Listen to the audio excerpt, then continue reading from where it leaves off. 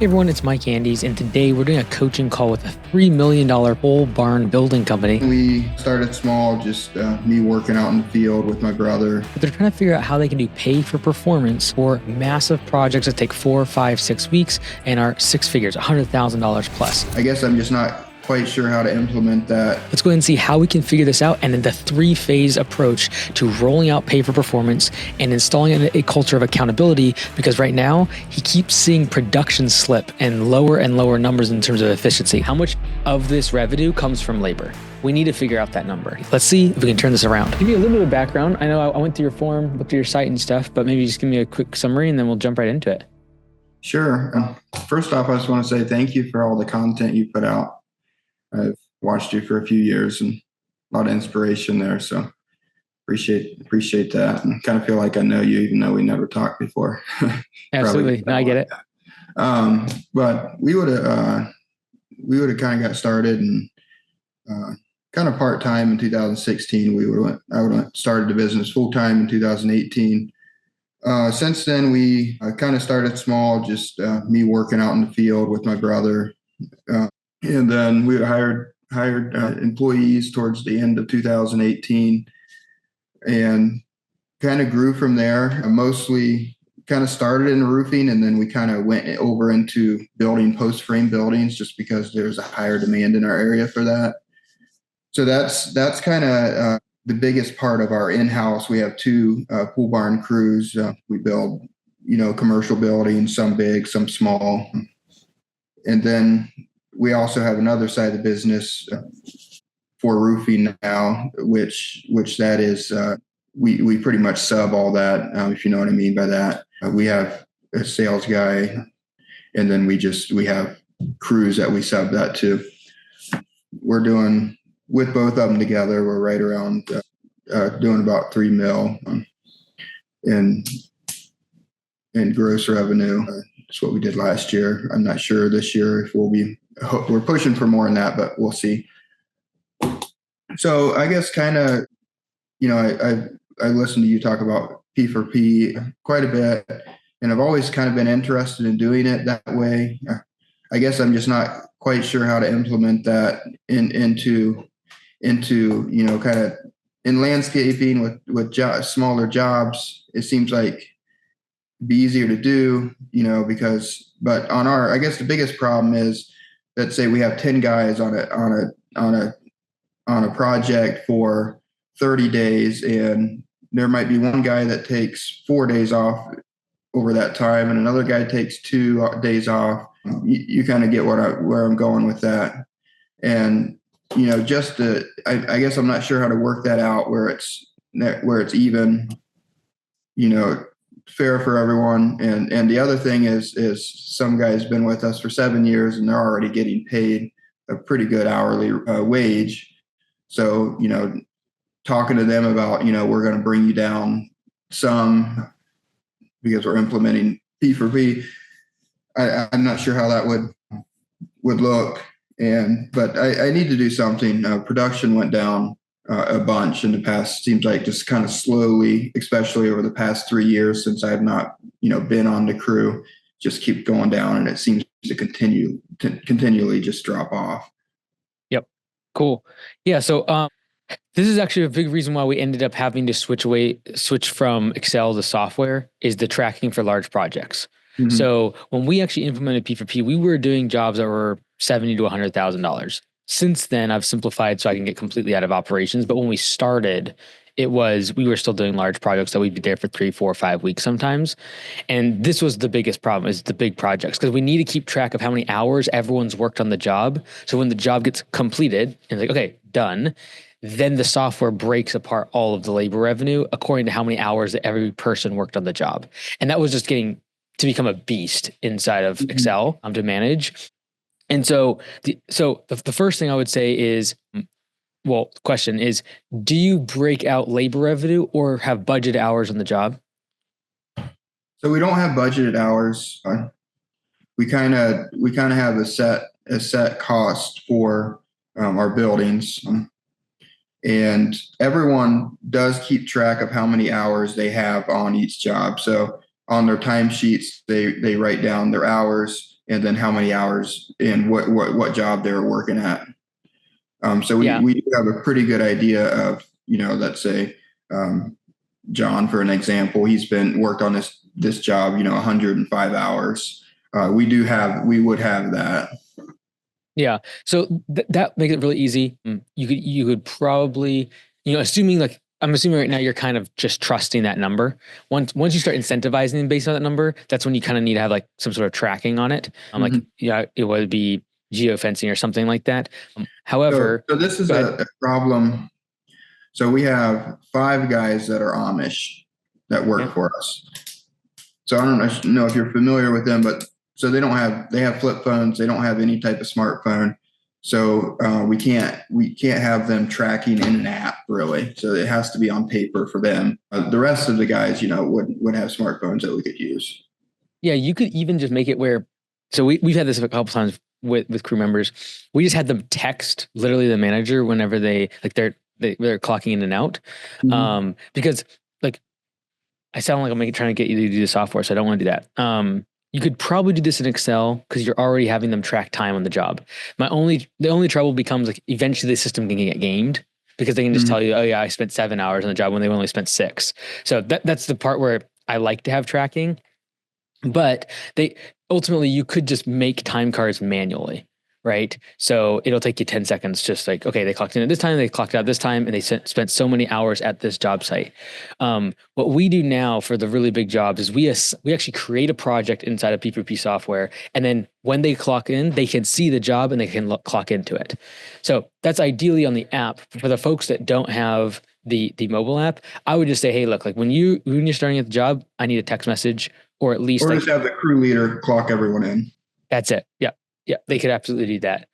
And then the challenging part that I always had with jobs that went over 3 to 4 weeks is everyone's hitting base pay until the job is done. Because if you're going to hit 2 or 3 pay periods before done, and they're going to hit base until that last paycheck when the job is completed, and then money gets dispersed. And so one thing I would consider, Uriah, is doing tiers of P4P. So for example, you could do it by department, or by position. So like crew leader, crew member, or you could do it based upon tenor. I think in your situation, it's probably going to be based upon their title. So it's like, hey, if you are a crew member, you're going to be at this percentage and this base pay. If you are a crew leader, you're going to have this percentage and this base pay. So that way you don't lose the folks that currently are making substantially more because they've been around a lot longer. They have the higher base. They're already used to that. And then you're just going to give them either a small haircut or even just upside. Because what we're trying to protect against is this deterioration of production. Right. And so there's 2 ways I've seen the bigger projects do this. One is they only do P4P for their crew leaders. So basically the crew leaders now vicariously are pushing their team instead of the individual team members, which makes it a little bit less work on your end in terms of tracking. And you just incentivize the crew leaders to push their team, incentivize their team, stay on top of their team, et cetera. And then you really, pay them well. Crew leaders get a percentage at the end of the year of profits, and we'll probably keep it that way. They probably won't be on P4P, but they're complaining to me that they can't motivate their team. It just seems like they're staying over on lunch breaks and stuff like that, and just don't want to work as fast as they should. Yep.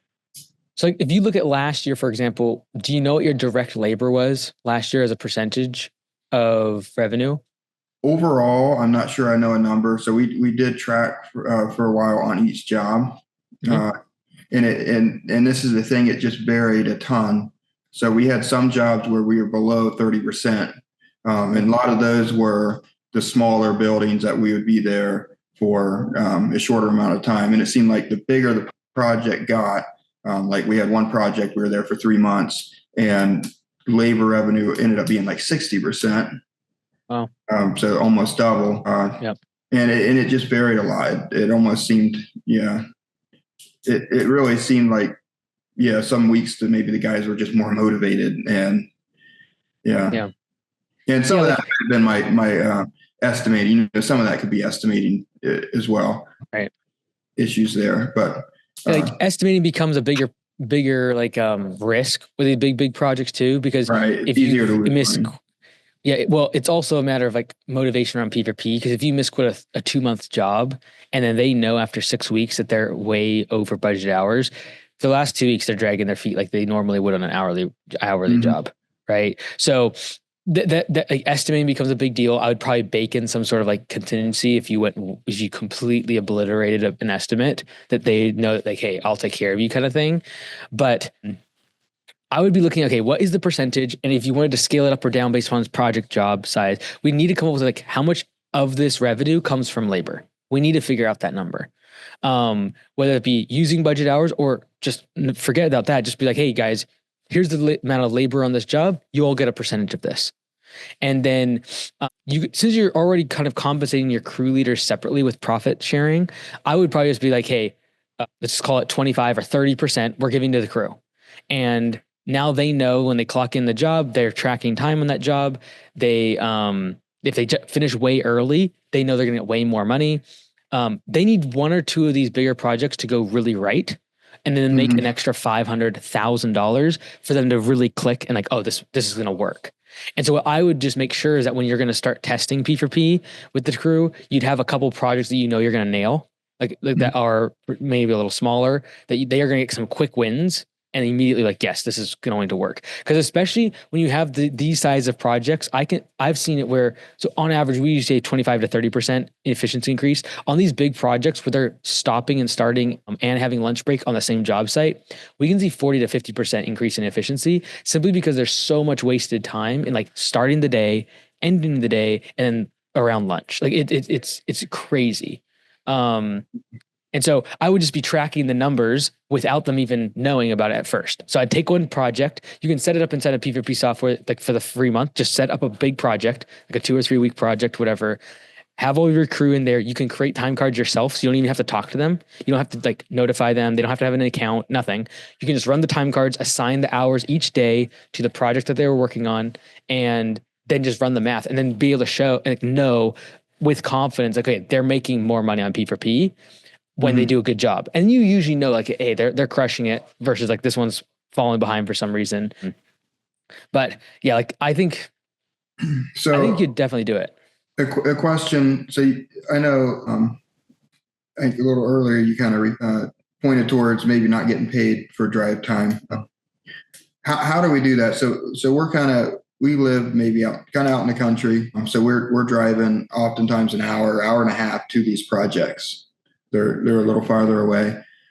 And I've talked to this in one of our team meetings about, potentially doing P4P and not getting paid for drive time.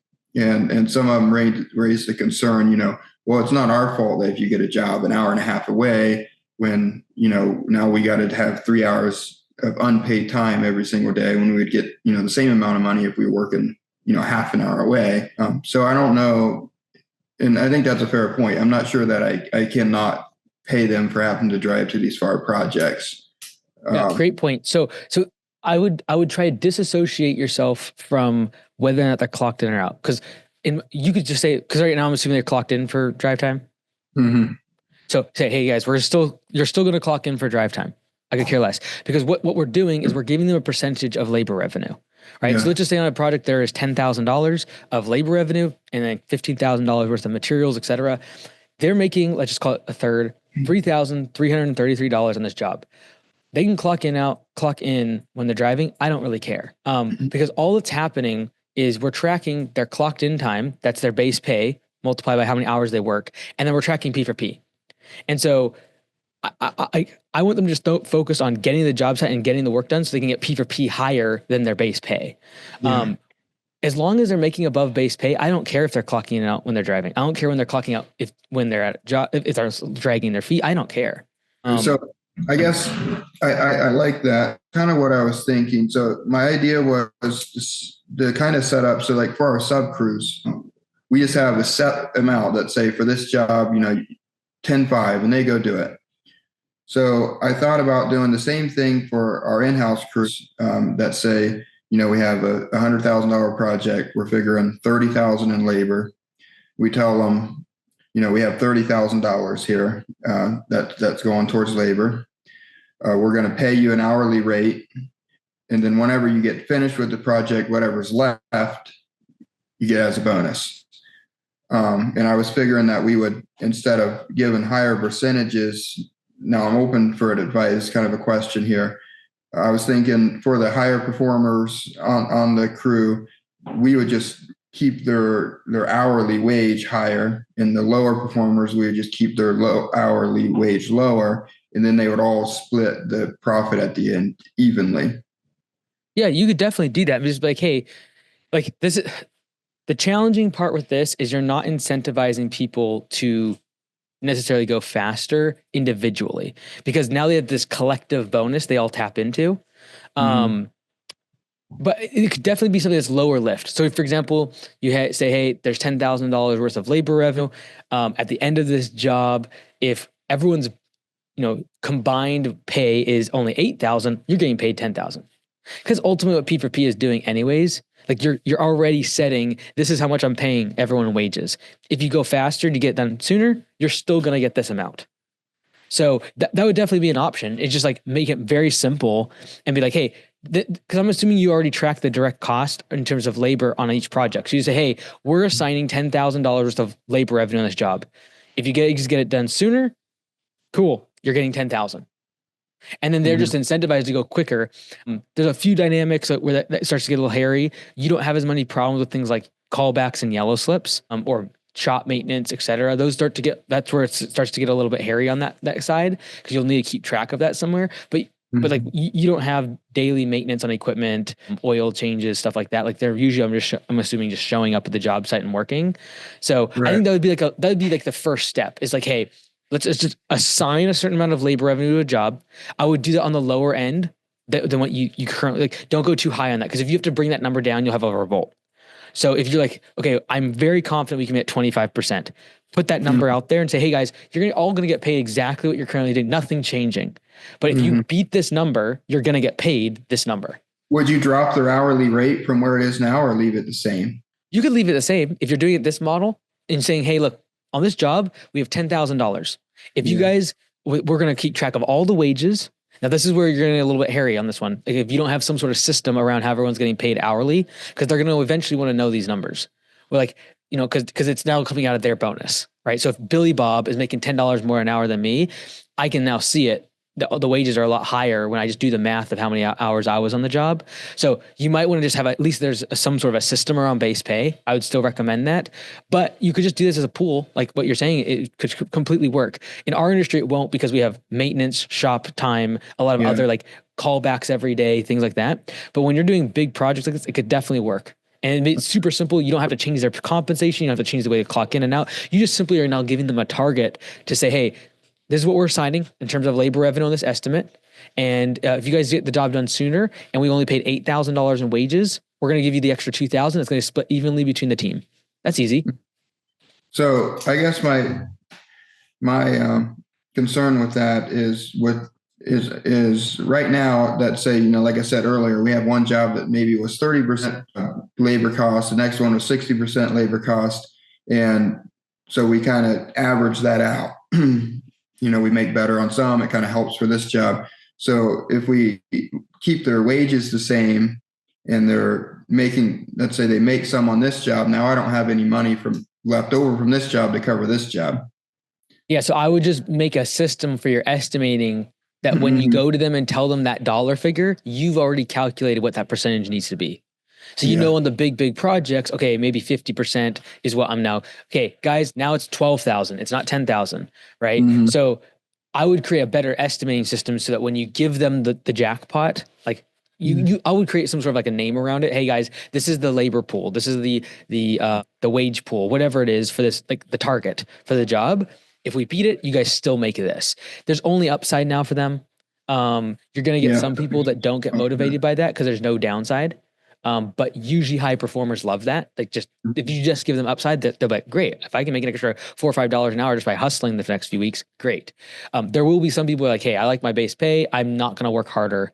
And that's where now we got the crew members pushing each other. Exactly. And then what will end up happening, you'll probably lose a couple people. because they're the lower performers, and the increase in performance of your higher performers you won't need to hire anyone new. So usually we see a few people leave. Like usually about 10 to 20% of labor force will leave because they're just like, they like base pay. They don't like pushing themselves. But because of the increase in efficiency of 25, 30%, we usually don't need to hire anyone new. And so the extra wages just go to the highest performers. So I think that could definitely work. And then there would be no downside for them. Okay. So what about people that take off? What I'm sure you had that with your bigger projects as well. So how do you do that if they're all sharing an even amount of profit out of the pool? Yeah. So that's why like tracking the hours on the job site is important. If you're not going to do that and you want to try to keep this as like basic as possible. So I would look at it as two different ways, Uriah. I would do first, let's do the simple model, which is here's the jackpot dollar amount. And we track how much wages we're spending on the job. And if you beat it, everything above that is just we're gonna split between the team. And then in terms of protecting against time off, I would just have a rule around how many days off on a project would disqualify someone from the profit share of that job. I'd probably just call it profit share because that's what your team would make sense. It makes sense. Hey, this is the profit share. Basically, we know what we need to make in terms of profit for the business. If you guys beat that, we'll just give you the money extra. Just if you want to work hard, there'll be extra money for you. That's like phase one. Phase two, once they like that system, there's high performers in the model. They're really good at efficiency. They start to really understand, how this thing works. Then I'd move to where you are tracking time on the job site. And then when you do the profit share, if someone did work 80 hours and someone else worked 20 hours, it's not really fair that they're both making a split on the profit sharing. Right? It needs to be based upon how many hours they clocked in on that job. But I would do that secondarily. I would do that down the road. There's also a lot of advantages around that because then you can get like efficiency score of every team member. They start to get feedback from the software in terms of, hey, last project you crushed it. You're trending in this direction. They can see a leaderboard of who's making the most money. Like there's a lot of advantages once you actually get more granular with it. But for now, I like the idea of just like make the jackpot, and anything below that, you guys are still going to make more money. And then I would just have some sort of rule around time off throughout a project. If it is more than say 10% of the job in terms of time, or you could just say make it round, like 3 days. If you're off more than 3 days during that project, you don't get a piece of the profit sharing. Okay. Do you think that P for P would be a good fit for us? I think so. I really do. So you would have a way to track a big project like this. So what I'm thinking after our discussion here is, if we would just turn in all the hours like we normally do every 2 weeks, and whoever's doing payroll would, when they put it into right now we just have a spreadsheet, they would just put it into P for P as well, and all the guys' hours. So you think it would work that way? We would be able to. Yeah, like really, you could just be running on the back end. Like I would almost look at it as like I would probably be doing phase one now, and then just tracking it in P4P software, having someone just put in their numbers, and then you would actually start to know what percentage of the job did so-and-so do, what percent, because you'd already know that you'd be tracking, like you just assign, it takes like less than 30 seconds for big projects. So you just do the clock in and out and then assign those hours to a specific project that's open. And then when you complete on that job, like it's done, it breaks all the numbers in the background for you. But the reason I don't think we should pay them on that yet is because it seems like there's a little bit of a built up angst around like bringing their pay down, having more structured base pay. I think that's why phase one, just having the big pool, is so much more easy. There's only upside for them. And then down the road, that big pool thing would work in P4P, you think? Yeah, 100%. How much is P4P? Is it? I'm not sure. I think for phase one, you don't even need the software. For phase one, I would do this manually because you probably have about 3-4 jobs going at the same time. Probably, yeah. So I would just. Sometimes we end up having like 5. Say we are waiting on Windows for this job, so we start another job, and some of that can get a little hairy because maybe 2 guys go back and they maybe finish some trim up on one job, and but for the most part, we try to keep everyone together. Yeah, given the fact that you only have 3 or 4 jobs going each time, and given the fact that half your crew doesn't have mobile devices, I'd get like, I was going to show you, but I can't move this camera. I'd get like these cork boards, and each project on their wall is just one of those. And you're simply tracking the jackpot, like, hey, this is $10,000. And then as payroll goes out, you're just filling in on that job where they're at. So they know, like, are we beating expectations? Are we quote unquote being budget hours? But budget hours doesn't really have anything to do with it right now. I would just keep it super analog because half your crew can't get on a mobile device, go to a website, track it on like Trello or something like that. Like the P4P software could do this, but I think for phase one, you don't need it. I would just go with every single job when it gets won and like, it's on the schedule. I'd be like, okay, project name at the top. I'd cork that, and then I would just have like the crew members that are assigned, and I'd probably like make little magnets or names that I can just move around, and then I would just have two different like bar graphs. One is, I'd call it P for P just because that they'll start going in that direction. This is P for P. Here's the wages on the job, and then they're just going to see as they're working on the job, the wages on P for P are the P for P's set. They see what that jackpot is, and then as you fill in the weeks that go by, they're going to see the wages on that job go up to here. Then when it's completed, you're able to have a box that's like $2,000 in bonus. Like it's basically the difference between what you paid them on the wages versus their P for P, like jackpot. But the part that has to get nailed down, honestly, right, is what is P for P dollar amount? That's the estimating portion you'd need to figure out. Because like if it's varying between 30 and 50%, we need to figure out why. Like, is it based on size of the job? Is it based upon the location? Like we need to create some sort of estimating mechanism that's a more accurate number. Yeah. Some of it's, weather conditions and just things go wrong, skid loader won't start or, yeah. And I assume you actually materials, and now we got guys, quitting half a day early and have extra 2 hours on the road because of that. And just stuff like that, probably. And that's where all the efficiencies of P for P get gained, because now they're actually thinking about being efficient throughout all those little stops and starts. Yeah. So I think you can absolutely do it. I don't think you need the software for phase one. I would roll that for at least a year, get them all into this motion of like P for P is a good thing. I see you're going to now have, when they run payroll, their regular hourly rate like normal, but then every 2, 3, 4 weeks when they complete a job, assuming it went well, they're going to be getting a $500,000 bonus. You just want them to like love this thing. And P for P becomes very, very positive, very, very good. And then down the road, they can track their budget hours, get more granular with how that profit sharing is split up at the end of a job. But for now, I just keep it super, super analog. Okay. I like that. And then I guess away from the pool building side there for a minute and I would like to talk just for a minute about we have a roofing repair crew, or not really a crew. It's just one guy runs a truck. And I want to do profit sharing with the repair jobs. Now, this is probably a lot closer to landscaping idea or mowing lawns or something. So a lot of, roof repairs will take 2 hours, maybe,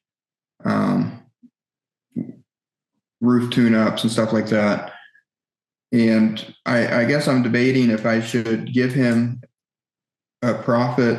So he's getting paid $30 an hour now, plus overtime. And I want to implement some profit sharing there too, just because there's a lot of driving. Don't want him stopping at gas stations, and just give him more incentive to get as many in a day as possible. He does all his own scheduling as well. So, he can incentive to try to cram them together somewhere. And I'm not sure if it would be better to do per job or if I should just, at the end of the month, give him a percentage of the profit. Yeah. This is a easy candidate for running him in P for P. Yeah. Okay. Because especially if he's doing his own scheduling, like he could double his efficiency because, and you just keep his base pay at $30. Like there's no downside for him. Yeah. But then it's like, hey, now you're making a certain percentage of all the revenue you make at the business. The reason I say this is a perfect candidate is because there's low amounts of material cost. Like I would assume on tune-ups and these sort of things, like maybe 10% of the revenue goes towards cost of goods, right? So I would, like material costs. So then what you can say is much more a matter of like, hey, you make X amount of the revenue you generate. And that makes it really easy on P for P because it's like, here's how much you earned for the business and here's how much you earned yourself. And also, now that you mentioned that, on the pool barn side, it's actually hardly any material cost in there as well, because we have a partnership with a supplier, and what we do is we have access to software where we build the barn in our software or the building, and when they put in their down payment, it goes straight to the supplier. If that makes sense. So our down payment kind of pays for it right away. So we have this, the 40% that I'm talking about, 60% is gross profit before any labor cost. If that makes sense. Yeah, that makes sense. Yeah. That makes it easier down the road when you get to phase 2, because you could then, what I like about that, you're right, is you're able to just share all the numbers with the team. Here's the size of project, you make 30% of it, right? It makes it really simple to be able to open up the books too and be like, this is the total amount. So I like that. That'll make that part easier for you down the road. I've heard you talk on this before. So you would think that we should open books. Once you get more granular with P4P, you almost get forced to, because they start asking questions, right? Because like if you're going to say, hey, you make a percentage of this job, they're like, great. How did you come up with that number? Right? Like right now, they're just gonna be thrilled because you're like, basically, hey, there's no downside for you. If wages were $8,000 on that job and we have the jackpot at 10,000, you all split a $2,000 bonus. Nothing but upside. Everyone's happy. But when you start saying, hey, we're tracking hours on each project, when you start saying, hey, people are at different base pays, now all of a sudden they want to know the numbers. They're like, okay, well, why is it $1,000, $100,000 on the invoice and we're only making 30? Then you're like, well, because then they're thinking you're making 70. We're like, well, no, there's insurance. I got to pay for trucks and rent. Now you have to start showing the numbers, because they're going to start getting curious. Now, if you're making a bunch of money, then you have a profit sharing program for them, right? If you're not making enough money and things are tight, now they don't believe that. Now you actually have evidence that you're not making 70 grand on every project, because that's what they're just assuming right now. You're just making. So we are making probably not 70 grand, but we might be making, let's say, 30 from each project. And they're like, wait, now the company's making 30 and we're making 30 and we're, the ones doing everything. So I guess I'm kind of scared to open the books up. And also we have revenue coming in from other sorts of the building. We sub out concrete and plumbing, electrical, which that's not really part of anything they're doing, but. Yeah. So I believe, like, let's just say, do you think net profits are around 25%, 20%? I would say so, probably, especially with adding in our sub crews for like concrete stuff. I would say we're easily hitting that number. So because right now they see an invoice, let's assume they have the open books. They're going to think you're making 50% margin or 60% margin, because they just simply take the dollar amount minus how much you're paying them and thinking everything else is gravy. You're going to show them that that's not. Like, you're going to show them insurance and the rent and the cost of admin and actually show that breakdown. Most people don't care. But your highest performers will care. And then what I do is I just give them a percentage of distributable cash or profit sharing at the end of each quarter. So kind of what you're doing for your crew leads, you eventually just do for your crew out in the field. Because especially if you move to a P4P model, each crew only cares about their crew when it comes to daily efficiency. They don't think about the whole business until you give them a piece of the pie. And so I would just, again, you could do the exact same thing. And that is like, hey, we want to make 20% profit margin. Anything over that, we're willing to give a big chunk of that to the team.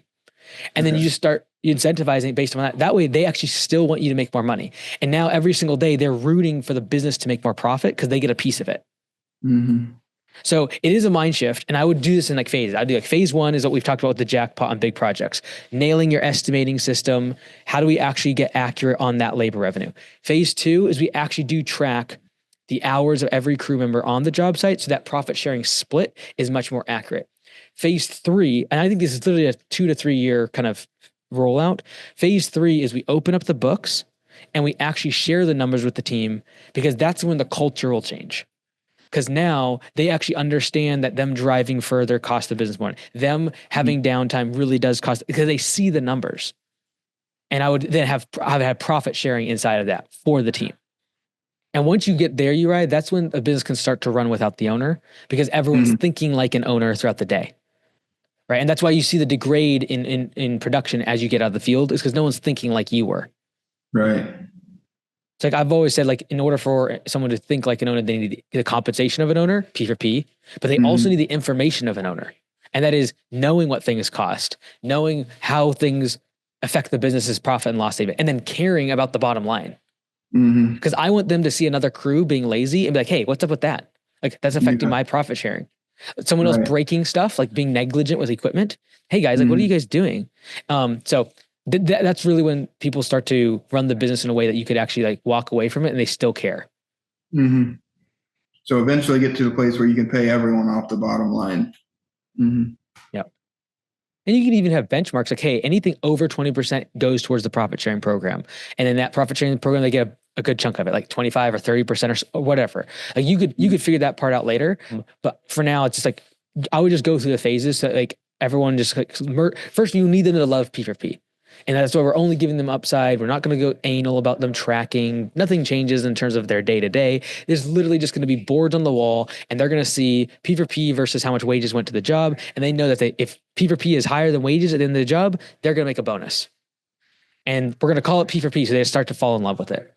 Then phase two, we get a little more granular with it. We actually really determine who gets this profit sharing, how many hours were people on these job sites, and get a little more granular with it before we then move into profit sharing. For phase one, Uriah, what other questions? Because I feel like we got those three phases pretty good. But like the phase one part, I think the only hurdle I see on your end is the accurate estimating of what that kind of bonus pool should be for P4P. I would assume it has to do with like so many variables, but if you could create some sort of grid based on like, okay, how far away it is, the size of the project, some sort of sliding scale that when you give them that number, it's actually based on something. And then you can refine it in time, but you just need to make sure you don't lose your shirt on one because you go too standard with it, like, 40%. Well, as you know, sometimes you lose your shirt, sometimes you crush it. So some sort of sliding scale is what I would be doing. But you right now, because you haven't shared anything with the team, they're just going to have a dollar amount that they're shooting for. And so you just need to make sure that dollar amount is accurate to some degree. So maybe what I'm thinking right now is just to set that percentage at something that I know that we do very well at. And since we're not dropping their pay at all, they don't have anything to lose, like you said earlier. So let's say, we know at 40%, we're making a 30% net profit. So if I just say, 40% of labor costs is going to them, and whether they go over that, if they go over it, then we're just where we are now anyways, not a big deal. Yeah. But they can still see that that benchmark and try to hit it. And then what you don't want to happen though is they start to figure out which jobs they can't beat that on because odds are stacked against them. Right. So for example, if they're bigger projects, it sounds to me like that's going to go more towards 45 or 50%.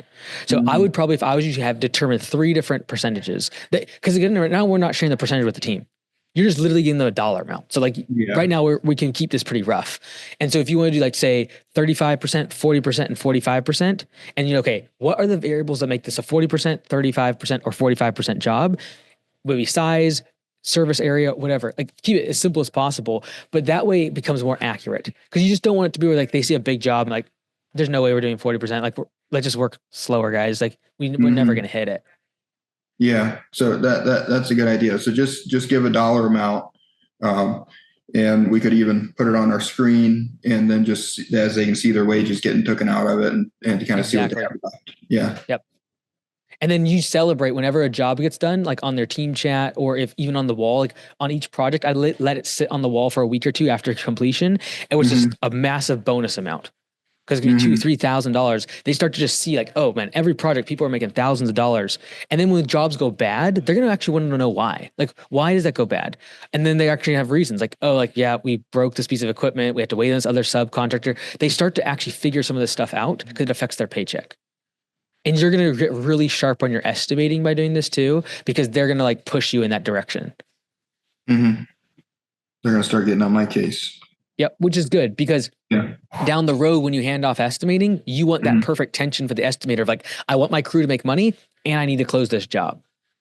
But with you as the owner, that's why it usually tends to where you eventually open up the books because they will start pushing you on, okay, how do we come up with that number? How much of that is materials? They'll eventually get there.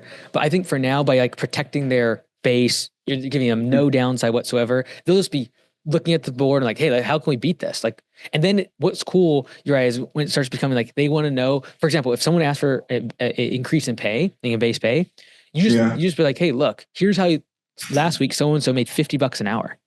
They just Yeah. crush this project. And here's why. They show up with their lunch. They don't stop at gas stations, X, Y, Z. And you start to create like a culture of like people looking for ways to be more efficient. Right. Okay. What you might want to do too, Uriah, at the beginning is get a bunch of those jumbo checks, the big ones, and at your team meetings, hand out the first several big checks on like the big pay. Obviously, give them an envelope with a small, like the actual check, but like do some big, like make a spectacle of crews that get, for example, you could call like the comma club, anything over $1,000 bonus per person on a project, you deliver the big check at the team meeting. So the comma club would mean it's over $1,000. You would start handing out big checks at team meetings based upon projects going right. And this is going to just enforce that, like, hey, we like P4P. This is an amazing thing. There's no downside for them whatsoever. The highest performers are going to be lasered in on this very quickly. And it's going to push out any of your lower performers because they're not going to want to work with them anymore. Okay. So do you think it would be better to do this per job, or should we do like quarterly, where we have the jobs, they can see how much they made per one, and then every quarter we do profit sharing of all the jobs they did in that quarter?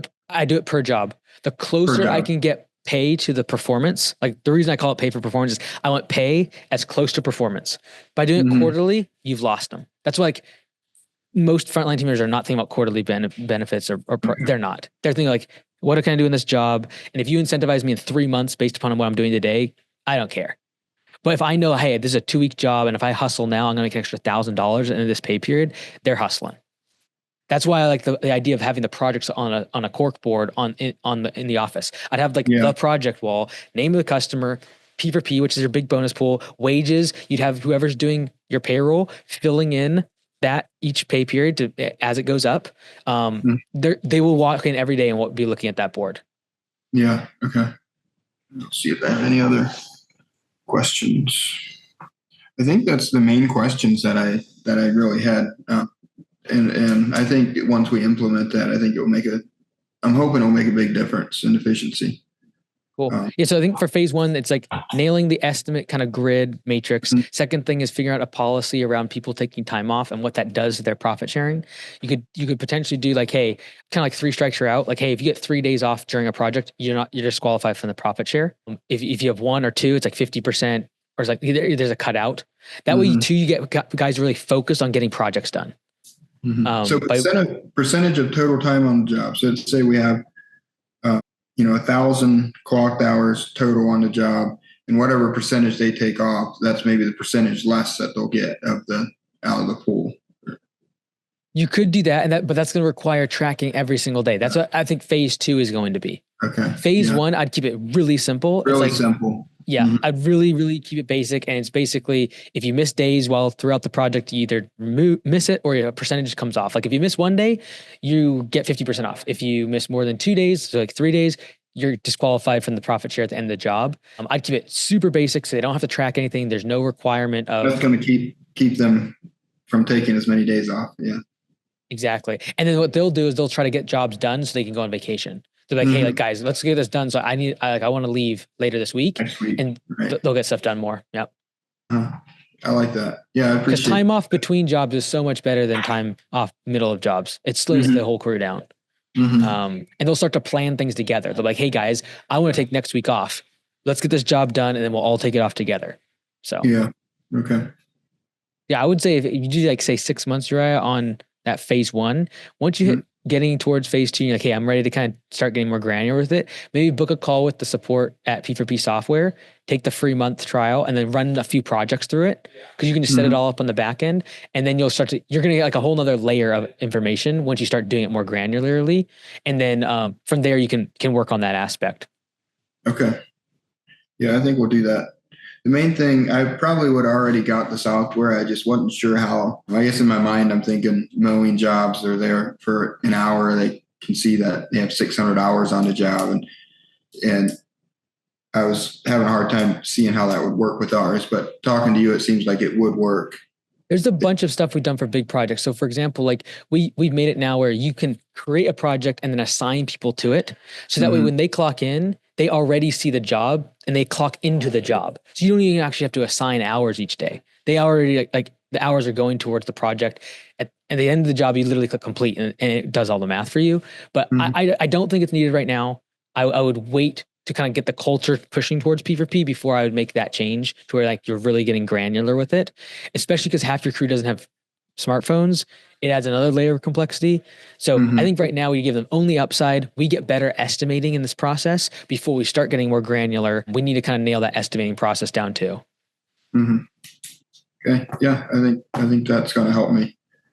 Good stuff, man. I'm excited. Yeah. I think it'll definitely work 100%. It's just like you have little bumps. You got to figure out like, hey, how do we do this? We're on time off, or when someone calls out. Like, there's all those little things. And when you get more granular with it, that's what's nice is you can really customize it. So whether it be like, okay, what happens if someone's doing training? It's going to slow the crew down. Like, there's all those things. Once you're in the software, it makes it all really custom.